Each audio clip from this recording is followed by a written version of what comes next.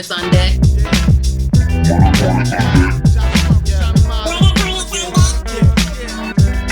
And honestly, they just here now. I don't have those. I sure didn't see that. I tell you what. All right, welcome back to the Best Worst Thing podcast. I'm your host, Joshua Layla. I've been able to interview a range of people this season, but my next guest stands out for several reasons. One of them is that she for sure is another one of those University of Iowa Hawkeyes, and one that I'm super proud to know. Deandra found her way back to acting a number of years ago, and she really never looked back with roles in hit shows like NCIS, Shameless, Code Black, and American Women, to name a few. She's found her way to the small and big screen. And I actually had the chance of meeting her back in our days at the University of Iowa, go Hawks, where she studied therapeutic recreation with a minor in social work. A lot's changed since those days, and I'm super excited to do some catching up and get to know about where she's been in between. But I can tell you right off the bat that I see her still as the same personality back then, which is just this genuine, professional, but just honest and cool person.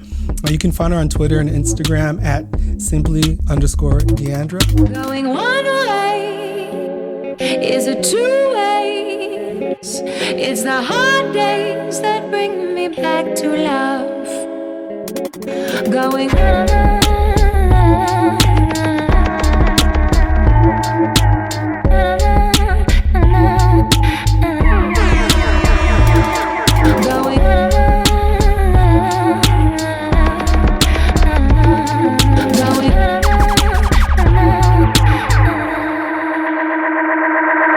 Welcome, Deandra Lyle. Thank you for that lovely introduction. I have to tip you well.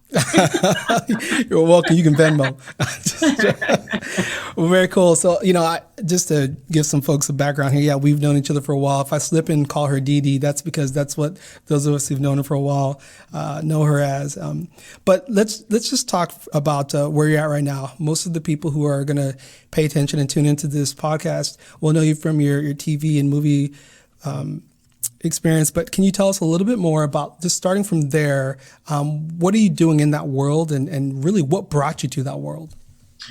Okay, so what I'm currently doing in this world, aside from being sheltered at home, because everything, I guess this world, Hollywood has been kind of on pause. Yes. It's starting to come back up to the surface now, but I just, the last several years, been auditioning and working and not working, and all the highs and lows of the business, because it's feast or famine in a lot of ways. But I've been really fortunate to have some great successes and wins in my journey. Most recently, I was actually in New Orleans. I went down the end of January until mid-March, when everything halted. I'm working on a new Disney show. I don't know. I think they're changing the name, so I'm not even going to throw the name out there. But it's a really, really amazing show that's kind of their version of Stranger Things. And I would say it's kind of Stranger Things meets Goonies meets Back to the Future. Nice. So it's a lot of fun. I think that a lot of people are going to like it. And I play a mom, so that's like right up my alley. And it's been great. So that's my most recent project that I was working on. We still have half of the season left to shoot. So hopefully, we're able to get back to finish that. But in the meantime, I also write. I write screenplays. I want to direct eventually. I've created a workshop for actors, and I coach actors sometimes. I'm going to probably get back to pushing that more. But that's currently what's been going on. And the second part is what led up to that. Yeah, that's for sure. Right? How'd I get to the acting part? Mm-hmm. Well, it's funny because I never planned on being an actor at all. Like you said, I went to school for therapeutic recreation. My minor was in social work, and that was kind of always my area. I always especially liked working with children and adolescents with considered at risk or with special needs. So with behavioral, psychological, emotional issues, things of that nature. I worked all through college with that population. I worked after college with different people in that population, and I absolutely loved it. And then stuff switched, and we'll probably get back into that a little later, so I won't go into too far detail of that, but I didn't start acting until the age of 30. Like I said, it was never on my to-do list, ever. So paths can change in life. And so, you know, at 30, I was like, you know, I think I want to be an actor. And I was a single parent with, you know, in a city with no family. And I was like, I'm a girl from Iowa. And I'm like, yeah, but, you know, why not? And, you know, hey, 11 years later, here I am, and it's happening, you know? So that's, I guess, it in a nutshell. Yeah, you're doing it. Yeah. I mean, it's amazing. I love the idea that you're interested in not only being in front of the screen and on camera, but also behind the scenes, whether it's coaching, training, teaching, or whether it's writing and producing. And that's fantastic to have those all under you as far as ways in which you want to move forward. You did talk about your past and being from Iowa. Mm-hmm. So I'm kind of curious if you wouldn't mind sharing with folks about just the backstory. You know, where did this all begin for you? You know, it's funny because actually my last semester of college, that before my internship, I had extra hours to kill. And so one of the classes I took was Black Action Theater. And it was led by a gentleman named Levy Lee Simon. He was in the Writers Workshop, which is renowned at Iowa.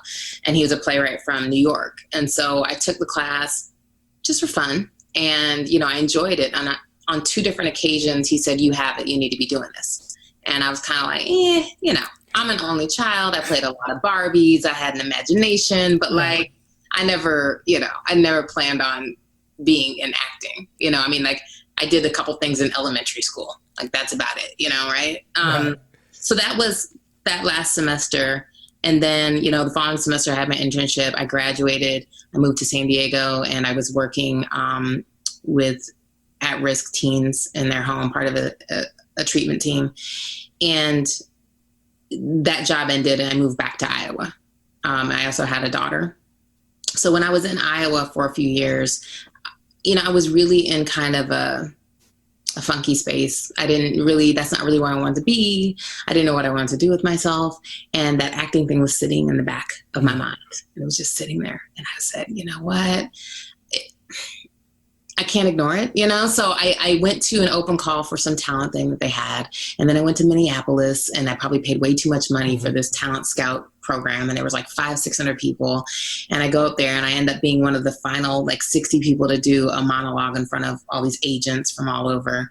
And, you know, I did it, and I had agents from across the country interested in me, but I was in Iowa, you know? And so I was kind of like, oh, okay, well, whatever, you know? Right. And then right after that, I moved to Northern Virginia, and with my daughter's father.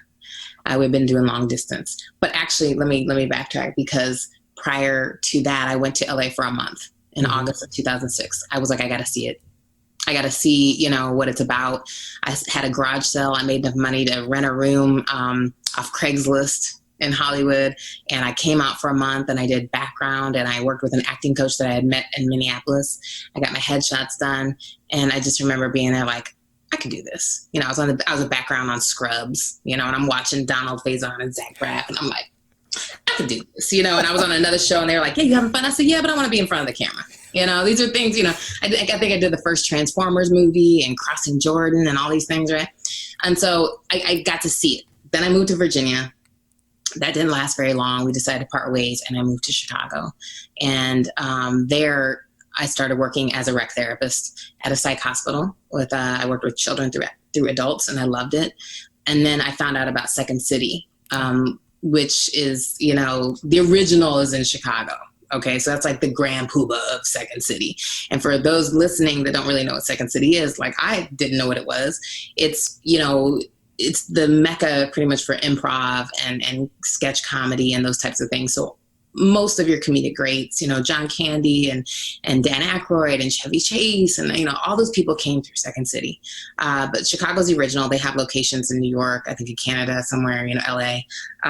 So somebody said, hey, you should go check that out. So I started taking improv class there, and I did that for a year. And then things shifted, and I decided to go into acting. And it's like, that's how, I mean, it was one of those things where it's like you can have a pile of dirt and you can keep sweeping dirt, right? And then the pile just gets bigger and bigger and bigger until you trip over it. It's not going anywhere. So it kind of got to the point where I was like, it's been sitting back there. I've had bites. There's things, something is going on, and, life is short. So let me try it. And so that's when I did. And then I was an actor and never planned on it. So it's just kind of a crazy thing. Some people grow up all their whole life like, I'm going to be an actor. And I did not see that one coming at all.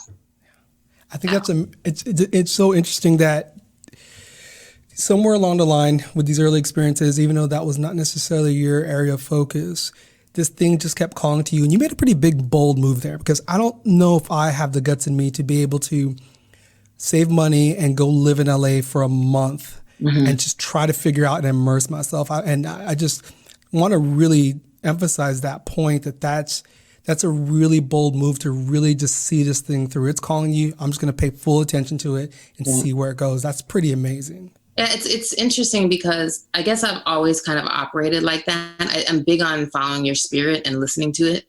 And, being from Iowa and a lot of places in this country, a lot of people don't leave.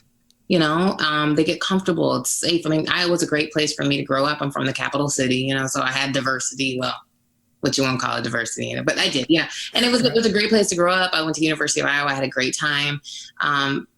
But I didn't have a problem with getting out and going. And sometimes when you're on this path and you're in this journey, things are happening and they may not be happening as fast as you want it to or the way you want it to. But then when you stop and like see the forest from the trees, and all of a sudden you're like, oh, it's actually happening. And I've had a lot of people in my life from Iowa. When I went back there and my daughter was young and I was working and I had this acting thing was starting to come up, and I would have these conversations with some of my coworkers and my friends, and even in Chicago, and I worked at the psych hospital, and I'm telling them about like what I aspired to do. And these people, come back into the frame periodically over the years, and they go, I remember when you used to talk about going to LA or going and be an actor, and you did it. You did it is because they were like, I can't imagine, like you said, just going and doing it, but you did it, and it's happening, and that's that kind of reminder where you're like, yeah, it is happening. You know what I'm saying? Like, even though it's not happening always the way I want it to, it's happening. But for me, it was just kind of like, you got to go. You got to go. And there was peace in that. Once I accepted that and I knew that that's where my spirit was, that's where my heart was, that's what I need to do. There was no question, So, but yeah, a lot of people, it's hard when you're in a familiar place, when you're comfortable, when you have security, it's very hard to leave that, and so the business I'm in is not financially secure, and I struggle at times. There's times, like I said, it's feast or famine. I'm not where I would like to be financially at this point in my life. Had I stuck with my former life and what I got my degree in, maybe I'd be, a lot more stable, but I still feel like this is where I need to be, and hey, what happens, happens. Yeah, absolutely. You're doing it because it's coming from a place that's drawn you in. It's been calling you for a long time. Something that you mentioned a moment ago was it not happening as fast as you want it to happen. And that to me is something I want to explore with you a little bit more, because when I think about the goals that I've set for myself, I've literally sometimes wrote down when something was going to happen, and rarely does it happen then. And I learned early on that when that date came and went, that's not the point. The point is it's not on my time. It's on the universe or God or whatever you believe in that's pulling you in that direction. But just keep going, because it will happen. And then when it pops and when things happen, you look back and you're like, man, I really was, a little maybe impatient. So like what keeps you moving forward even when it's not happening on your terms, on your timeline? I'm a firm believer that what's for you is for you. And things happen for a reason. So, one of my saving graces in this business, because it can be very cutthroat, you have so many people out here, so many talented people out here trying to make it, and very few get these prime opportunities. And like I said, that is my saving grace, that mentality of what's for you is for you. If I go into an audition and I did an amazing job and it's a role that I would be like, oh my gosh, I would love this role, but I didn't get it, it wasn't for me. And that gives me peace. And I don't look at it like rejection. I don't look at it like I got to know. It just wasn't mine, So then maybe my amazing role is manifesting itself in the universe. But I'm also a very, very firm believer in you can't fight or force things. You have to flow. And I think that that's what you're talking about. Like I set this goal and it came and it didn't get it, because if we force something or we try to fight, it's not gonna be right. You just have to flow. Like you said, the universe, you have to just like let go and go, okay, this is not under my control, right? I'm going to keep doing what I'm doing. I'm going to take my steps to that goal. I'm going to be working it, because there's all these little victories on the way there, right? And like you said, you look up and all of a sudden maybe it happened. Not when you wanted it to happen, but it did happen. But you also gained all this other information. You learned about yourself. You went through struggles, but you came out, you know what I'm saying? You grew from that. So, I mean, I don't know. I think that those are the biggest things that push me, that keep me afloat. I mean, I do have moments, and I'm an optimist. So I'm the whole glass is half full, and this and that. But, there's moments that you're human and you have your woe is me moments. I have those where I'm kind of like pitying myself and I'm all like, and then when I'm in those moments, I get frustrated with myself. And I'm like, really, Dee, like, really, this is what you always talk about. Like, but it's okay to be human and have those moments and recognize it. It's okay to sit in it for a little bit. It's like, all right, I'm going to sit here for a second. I'm going to get my little pity party and my little woe is me, and then I'm going to keep it moving, because it's okay to feel that way, right? You have to honor where you are, and like, I don't know, I guess that's my biggest thing is like that, those types of things bring me peace. I mean, a little story that not a lot of people know is just in November, I had decided to step away from acting because for 2 years I had hardly worked. And that's, once again, this business. I had really close to getting several really big roles, getting some shows, and I didn't get it. So I was doing the work, but I can't control who they choose, and I can't control who they're going to bring in the room, right? And it was hard. And it was because financially it was hard. And then you hit a certain age and you're like, I just want to travel and I want to live and and out here it's too hard to own anything because everything's expensive. I want to own a house. Like what I'm paying for rent right now, I could own like acres back in Iowa. Okay. I could be having a mansion. I could probably own a town. Okay. But there's things that I want to experience, in this life, and it's just really hard. And so I was going through a really big internal struggle with that because I wasn't good inside. You know what I'm saying? And it causes stress in other ways, and affects your relationships, affects just everything. And I think going into this field of acting, I knew since I had never planned on being an actor, and then I became an actor, I knew that paths change. And I knew coming in that 5-10 years from when I started, I may not be acting because I never planned on being an actor. Right. So I kind of already knew that. And so I was at a place where acting wasn't my end all be all. I enjoy it. I still put in the work, but there's other strengths and other gifts that I have. I'm a writer. I've always been a writer. I thought I was going to go into journalism and those types of things. And then that changed. But I want to direct, and there's other things that excite me. And then I was like, but with acting, I wasn't having fun anymore, and it was like, what's the point? I don't want to do it just to do it. And like I said, if I'm not good in here, I'm not going to be good, out there. So I actually sat down with my agents, with my managers, and I told them I have to step away. I wasn't quitting, but I had to break away because I kind of I felt like I had an artistic block as well. There was just stuff wasn't as raw, and it was just like, I just needed to get healed in here. Mm-hmm. And I'm very fortunate that I have an amazing team that is very supportive. And they said, we love you and take all the time you need. And I was like, I'm going to cut my hair because I was having hair issues. I'm cutting it off. And they're like, okay, it's fine. And I got a whole bunch of white hair anyways. And that was already a thing. I'm like, I'm not coloring my hair no more because I can't play 20 anyways. I can't hardly play my true age. Like, it's fine, because this business is funny because they're like, oh, if they see white hair, they're going to think, and I'm like, whatever. There's, you know what I'm saying? Like, I want to age gracefully. I don't want this business to dictate that you have to be a stick or you have to, whatever. So, I made that decision and I had peace with it.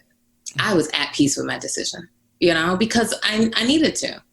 And it's funny because a month later, we had decided collectively that I could pass on anything. Like they would send me maybe auditions, like really focus on big roles. And if I wanted to pass, I could, no questions asked, which you don't get that freedom a lot as an actor with your reps. Usually they're like, oh, you don't want to go out? Oh, okay, we're not going to be sending you out. But they gave me that. So that took that burden off of me, right? And so an audition came through, and the only reason I went in was because I love the casting directors. And I hadn't seen them in 3 years. Okay. And I said, I'm only going in because I love them. And then lo and behold, I booked it. And then that took me to New Orleans, and that's the biggest role I've had yet. Yeah. Right when I said, I'm taking a break, and hardly anything for 2 years. And I was like, but once again, try not to fight or force anything. You have to flow. I honored where I was. I acknowledged where I was. I was at peace with where I was, and I just let go. And then all of a sudden the universe was like, oh, I'm sorry. No, you're not taking a break. Here, I'm going to give you this. You know what I'm saying? So it's just funny how that can happen. I don't know. I probably got off topic, but like. No, you didn't. You were spot on. And let me tell you, I'm just thinking about listening to your words and thinking about so many other facets of life. I think about forcing the wrong relationship, right? Mm-hmm. I need this relationship to work out. I need to have this thing happen. And you've tried to force it to happen and the wrong thing happens. And I think there's plenty of people who are listening to this at any stage in life. Fight or force. It's anything in life you can apply that to. And that's what I tell this to all my friends. It's kind of like my mantra. It's my little quote. You can't fight or force things. You have to flow. Yes. And that's absolutely right. You can't fight or force things. You have to flow. Oh, you have to. That's amazing. I also love the idea that you really stayed in tune with where you were at that time and making decisions based on the realness, the authenticity that you have versus what you're supposed to be doing is incredible. And then something just popped, something just opened up for you, which is just, to me, that's just, I've experienced it. I've seen it time and time again. I've seen it around me, and it's just an amazing, every time I hear it, it's like seeing a magic trick for the same time, every single time. It's just amazing. It's when you relinquish the control. That's the saying, control the things that you can, but you can't stress about things you can't control things that are out of your control, right? Mm-hmm. It's not possible. I can't control what that other person does. I can't control what my daughter does. I can sit here and, try to instill things, but I can't control her, right? Absolutely. So of course I still get stressed. That's probably not the best example because I still get stressed if she's not doing what I want her to do, right? But, if it's something you have no control over, why give it energy? I mean, and it's the same thing. Like if you really, really want something and you're giving energy, or if you really, really don't want something or you're scared of something, you're still giving it energy. Like it's kind of a funky little thing, right? Yeah. But if you just kind of like flow, there was something I posted on my social media, like a little meme or whatever. And it said, what you focus on will grow. And I was like, yo, that's heavy because that's like I said, that's for both sides. So positive and negative. You're still feeding it, right? Mm-hmm. So really how you decide to think and where you decide to put that energy is what's going to grow. That's deep, man. That's deep. Yeah. I was talking to somebody the other day just about that idea of what you focus on and in terms of relationships. And I'm sorry to keep going back in that direction, but just apparently my brain's there right now today. No, we can talk relationships. Look, we can do all that. We can do it all. We go back. We can do that. Right. No, just this idea of people who told me who were single, like, I'll never find a good relationship. I'll never find a good man or a good woman, or these people ain't worth a squat, and their focus is so much on the people who they feel are not good enough and that they can't find good enough people, but then they end up going in that direction. They get pulled in the same direction they're focused in on. Well, because everything's cyclical. It's routine. If you continue, you see a lot of people that are in abusive relationships, as an example, right? And then they're in another abusive relationship and another one. It's because you have to break that cycle. Mm-hmm. So if you haven't had resolve, if you haven't broken that cycle, you're going to continue to play it out with the next person. You continue to play it out until you're like finally like enough, and you're at your boiling point, and you're going to do something different. Absolutely. Yeah. Absolutely. So I agree. Well, I love that. I also just the idea of there was I can't even read my notes. Just the idea of peace, that you were just at peace with this decision that you made. That's a tough decision in November you made to walk away from things. Mm-hmm. You just, at some point, you're like, you know what? I'm not happy doing what I'm doing right now. And I feel like maybe I'm not doing it for the right reasons. And so I'm going to have to let go of it and step back. But I guess one other question I had that was related to that time of your life, because now you're talking about it's November, you're ready to step away. and you have this internal compass that's telling you to do this thing.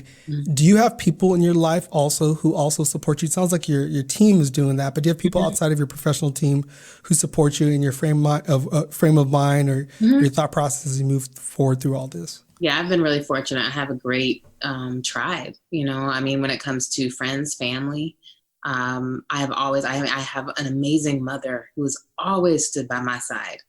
Always, I mean, she believes in me probably sometimes more than I believe myself, and I believe in myself quite a bit, but, through all my shifts in life, and I'm like, I'm going to go here, I'm going to go do that, I'm going to move here, and I'm going to, but I don't have a job here, but I'm going to go here anyways. And she helps me, if I need help and support and just always so proud, of me. And I mean, like, I'm really, really fortunate to have that, because I know a lot of people that don't have that, especially from their parents or those type of people, their immediate family.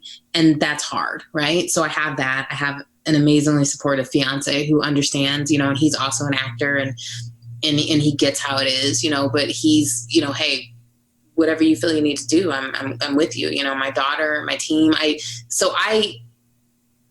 I've been really blessed to not have any incidents of people or naysayers. You know what I'm saying? Like I've been really, really fortunate, which I'm very strong in who I am anyways. And I guess I can be stubborn in some ways. I would like to think that stubborn is not always a bad thing. I'm an Aries. I'm the first sign of zodiac. We're Ram and March Aries too. So I'm kind of like, I've always had that mentality. People say, well, how can you? I'm like, well, why can't I? And I'm like, people, you're a little girl from Iowa. How you talking about going beyond the big screen? And I'm like, well, why can't I? Right. I saw it. And guess what? It's happened. I've been on almost every major network.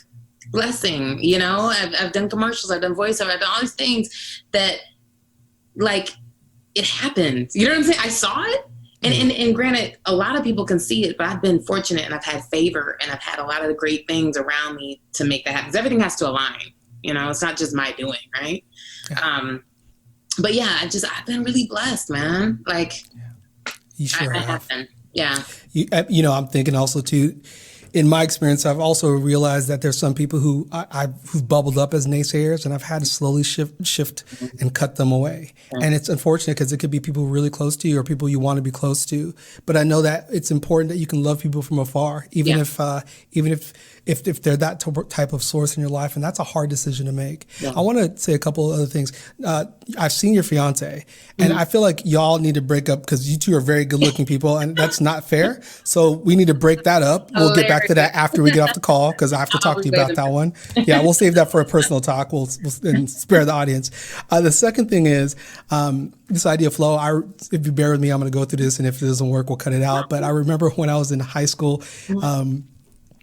Growing up in Southern California, where you live now, it's funny, we switched spots. You from Iowa, me growing up in California, and now I'm living in the Midwest, and you're out there. But going with the football team to the beach, our coach took us, and I remember being out there on a boogie board, and in California where the surfers are, it's real serious business not to be around the surfers if you're a boogie boarder, and vice versa. They have their waves, you have your waves. You really don't want to get into too much trouble. And if people don't think surfers are tough, go look it up. They're pretty tough. They're a tough crew. And I'm a young high school guy. They're out there paddling in the waves. You got to be strong. They're strong, and they're some of them are pretty grimy. And so I remember being pulled out towards them and not being able to do anything about it, and being nervous and trying to catch waves to get out of the way, but I couldn't. And next thing you know, I was around the surfers. And then at some point, I remember I turned around, I saw the surfer getting ready to drop it on a wave, but it was good enough for me too, so I caught it. So he must have bailed. And I'm like, I need to get as far away from these guys as possible. Right. So I'm floating on this wave, and I just remember I'm way out, right? And so I'm floating on this wave on this boogie board, and it crests and it breaks, but then all of a sudden it picks back up again a second time. And I'm riding for a while, and I'm no pro boogie boarder. It's and then that one breaks, and then it crests again. Oh, and I just remember this thing broke 3 times and took me all the way into shore. It was the longest wave. Growing up in California, I went to the beach a lot. Right. Longest wave I ever made in. It was the meaning of flow. It was a moment that I was just like, I forgot about those guys. By the second wave, I was like, I'm just going to ride this, and I'm just going to enjoy it. Yeah. So I get out of the water, and I go next to my team, and I've had this moment with, I don't know, God. I just had this crazy, the power of the ocean and this amazing experience. And I sat down next to the team, and I just figured nobody saw it, so I didn't say anything. And then my coach looks at me and he says, was that you on that wave? And I was like, you saw that? He's Right. like, yeah. He's like, I think it broke like 3 times. And I was like, oh, thank goodness. Not everybody's always going to see the flow, you know? So, but I got lucky. I got him to see that. But I just always try to feel like, how can I recreate that feeling in life when I'm in that space where I'm like, okay, I'm just going to let go and I'm just going to go with it, even though I'm scared and maybe I might be in the wrong position, and try to find a way to make my way to where I want to be. That was just an amazing feeling. I think you've encompassed that. Well, I think having faith, I think like, you know, I was saying, and this is always for everything in life, you don't know how something's going to work out. You just have to have faith that it will. Yes. You know, like, absolutely. I don't know what's going to happen, but like, if you're going through a hard time, you know, we usually get through them most times, right? Mm-hmm. The hardest part is just when you're in it and you're going through it. That's the toughest part. You know you're going to get through it, but man, when you're in it, you're like, it sucks, right? You know, but it's just, having faith, not knowing how it's going to happen, but knowing that it will. Absolutely. That's important. Well, on that note, we're going to take a short break and then we'll come back with the big question. No sleep, only for the weary. Don't speak, let your dreams escape. Nothing that I can say or do can take away my pain for you. Taming the beast is not so easy now. All right. So the big question I ask all of the guests is, if you can tell us about a time, personally or professionally, where you went through a difficulty or challenge, some place where you had to demonstrate or show some form of resilience, and what was like what was the thing that you went through, the how did you get through it, and then maybe even going back to the what of what did you learn from it that you still utilize till this day and that you think other people would like to hear. So I want to give you the floor and turn off my mic. Okay. Well, I think we've kind of touched on it a little bit in what we've spoken before, and there's probably like kind of 2 parts to it. I'm gonna throw in there. When I went to Chicago, when I moved there with my daughter, she was 4 years old at the time, and I moved there and I had no family. I had a temporary place to live. I had no job, but I was like, I'm gonna go and make it happen. And maybe, I don't know, 4 months after I got there, I finally got a job working in my field, rec therapy, and it was only part-time. But it was like, okay, I got it going. I got a place, started finding my groove. And a short while later, I finally made full-time. And it was like, oh, I got insurance, and for about 4 months, I was full-time. And then I got laid off. And that's in 2008 when, the economy was really, really bad. And so I got laid off, and it was crazy because it was like you see in the movies, you grab your little box and put all your little stuff in and you roll out like that day. Just like that. Yeah. And I mean, most of my department was laid off, and other people were, being laid off, but we didn't think it was going to hit us, but it did. And, that was a moment, a really, I think, defining moment in my life, because at that time I had been training at Second City and doing those like classes, right, in improv, where I was starting to kind of see what the acting thing was about. So when I got laid off, that is when I made the decision to pursue acting full time. And, because for actors, auditions a lot of time are during the week, during the day. They can come up that same day. They can be like, oh, tomorrow at 1:00, you have to be here. You have to have flexibility. And if you book a role, you have to have the flexibility. So, you may have to shoot, 3 days next week, or 2 days this week, 3 days. And, so it's really tricky if you're working a full-time job, if you're working a 9 to 5, to have that flexibility. And I was also a single parent in a city with no family. So, yes, it was really, really frustrating to be laid off. And that experience, I mean, I think so many people have experienced it now in their life at some point, but like, it's just something that hits you where you're like, I know it's nothing I did, but there is a little bit of, you feel like a little failure. You like, it hits you. You're like, oh my gosh, I got laid off. But what that did for me is that allowed me to pursue something that had been sitting there for a long time, and I really learned in that moment that when one door closes, another one opens. And that's, because had I continued working, I don't know how much I would have really grown in acting. I don't know, we don't know, but, that gave me that opportunity. I said, you know what? I remember thinking, I said, one day when I'm getting my award, now I'm up on stage, I'm going to say, blah, blah, blah. I'm not going to say the name of the place I was working at, forget y'all for doing what you did, but thank you. You know what I'm saying? Because that gave me that push. And, you know, there's sometimes in life, like I even think now, you know, with everything that's been happening in the world, you know, everything got put on pause and on hold. And I think there's a lot of beauty in that.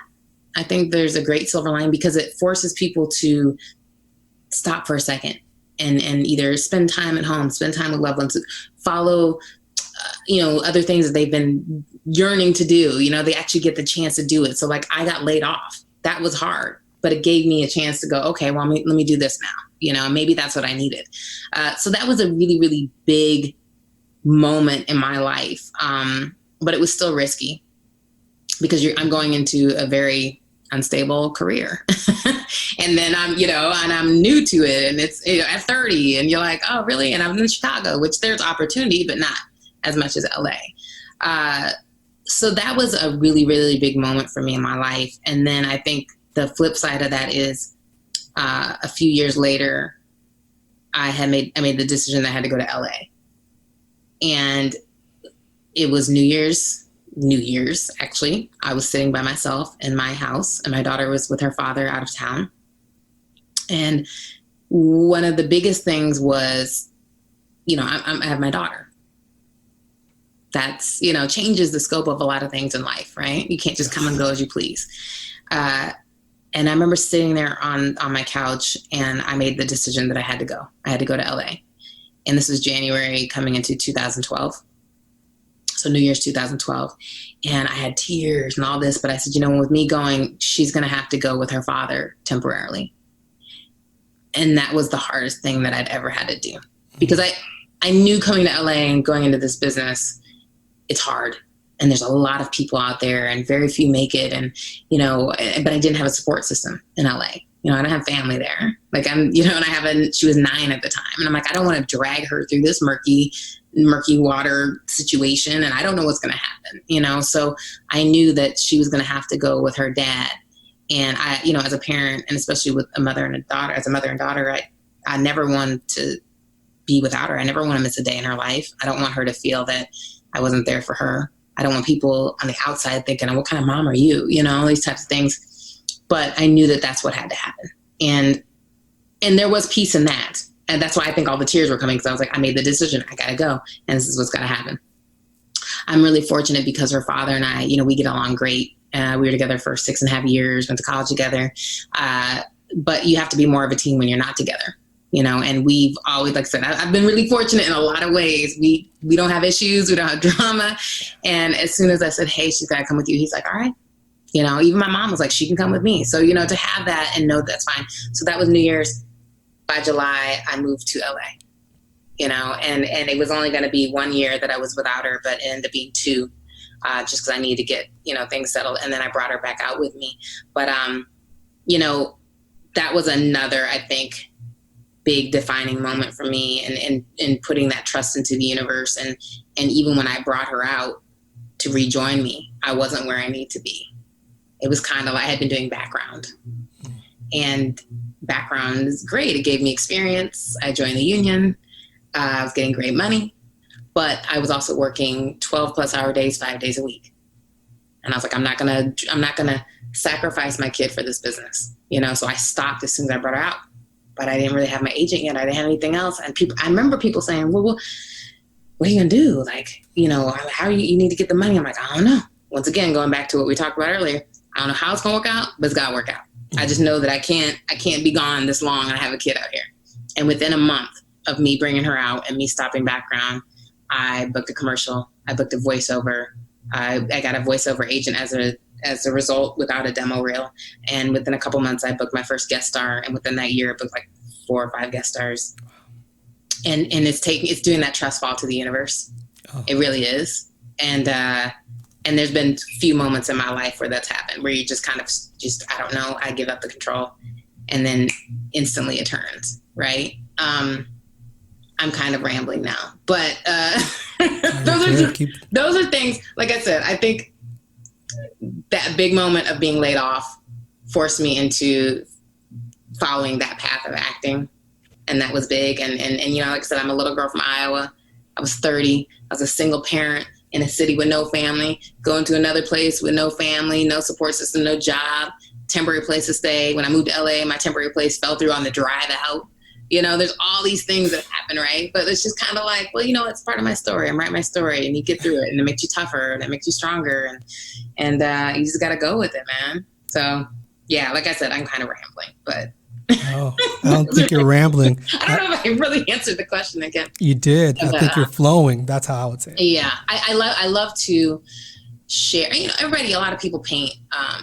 There's a lot of smoke and mirrors in life, especially with social media, right? So you can paint your narrative any way you want. So if you're only posting positive things, and you're only posting your successes, and you're only posting these things, a lot of times people are on the outside are going to go, oh my gosh, you know, their life is perfect. They have a house, they have a great car, they have a beautiful relationship, they got, you know, blah, blah, blah. But it may not be that way. Or you have some people on the flip side that are going to post all the negative things and always complaining about things and what was me and I lost my job and I did, you know, and whatever. And that's fine. You know, I tend to post uplifting things that's just like, or things that make me laugh or things, but I'm also, you know, things that are real and things that, you know, but I do have adversity in my life. I've been through a lot of things, you know, that have made me who I am today. I don't regret not one of them. Had my car stolen, burnt up in Chicago. I was like, really? Came out, car gone, burnt up. You know, I got laid off. During my internship, I was staying with a friend in Chicago. She got evicted and all my stuff got thrown out and taken. All my course notes for my major, all my stuff. And I still had 9 weeks left of my internship. And it's like, what? You know, and, you know, there's just so many things. My clothes were stolen from the laundromat. And I'm like, really? Like at that point, I was kind of like, well, I guess I might need them more than I did, you know? So there's all these things, but they shape you. And I do, not that I always dwell on those things. You look back and you kind of laugh on it, right? But I do like sharing those challenges in my life or, you know, my journey with people, because if it can help inspire somebody else or help somebody in their journey, then I've done my job. You know what I'm saying? Because I and this might be selfish, but in times where I have shared a story of mine or something, and I've had people inbox me and they're like, oh my gosh, that spoke to me and that you inspired me. And you know, I did this because I saw you do that. And I'm like, what? You know, like that blows my mind. Like it fills me up. And I wasn't trying to do it for anybody else, but it's just like, you never know what people are going through and you never know what they've been through. But it's important to know that we can get through this and that we can relate on these topics. And you know what I'm saying? If what I went through can help the next person or encourage the next person, my job is done. You know what I'm saying? Like, there's the ramble again. I'm kind of going on that tangent again, but you're there. It's been a wild ride, man, you know, but you get through it. And it's all, like I said, it's all part of your journey. It's your story. You're writing it as you go through. I don't know what's going to happen tomorrow. I didn't see the pandemic and the Civil War. No. I sure didn't see that. I tell you what. You know what I'm saying? But I'm like, I'll be damned. But hey, we're living through it, man. And people got to get uncomfortable. Things got to change, you know, and we're going to look back and go, wow, we got through that. You know, next thing. They had murder hornets on deck, and I don't know, they disappeared now. I don't know what happened to those. But they were there for about a week. And then we were like, hey, we don't know what happened to the murder hornet. We got other things, you know. We got other things. But anyway, yeah. So no, I appreciate that. So I just, you know, for a couple things that I want to reflect on. One of them is, here's this little girl from Iowa, and you said that a couple times, and it just makes me think how, even if that could be the narrative, how that narrative was never a negative thing for you. It's like, yeah, I am from Iowa, and it never stopped you. You know, here's this little girl from Iowa who is going to do these things, which is super amazing. At least that's how I'm interpreting it. The second thing is this personal sacrifice. I mean, I know that must have been one of the hardest things we'll get offline and talk about my experience with that, but I've had to make tough family sacrifices knowing that the long-term future for my son would be good. It doesn't make it any easier, but it's the pain that we're willing to endure and the price we're willing to pay for at least an attempt at something more overall and a fuller life for them and for you. And so I think that that's something that a lot of people can connect to. But finally, I want to say that that your message when this podcast goes out is clearly going to be very timely because there are a lot of people who are going through that exact same experience that you're going through. That was 2008. Now it's 2020, 12 years later. And because of the pandemic and so many other things, people are going to have to find a way to repurpose their lives and bounce back. And so I do hope that they take a real close listen to this, maybe listen to it twice or 3 times and figure out what jewels they can take away that can help them continue to show up, be stubborn. Yeah. Right? Be stubborn and persist all the way through. So I loved all of that. So thank you for sharing that. No, I appreciate that, man. I'm sure there's lots more. We can do a part 2 down the road, you know, when really big time. You're like, can I just remember me? Can I get back on again? That's what I'm saying. You're gonna. I'm gonna say that to you. Are you kidding me? I'm just glad that you showed up for this one, and I'm really, really happy. I know that you and I are going to continue to chat offline, but just thank you for being here. And again, you can find Dede or Deandra Lyle at simply_Deandra on Twitter and Instagram. Definitely check her out. I know that we're looking forward to seeing you on Disney on your new show once that things get back to on track. We're super excited about that. I'm super excited to continue to be one of your fans rooting you on. Thank you so much. Thank you. All right, take it.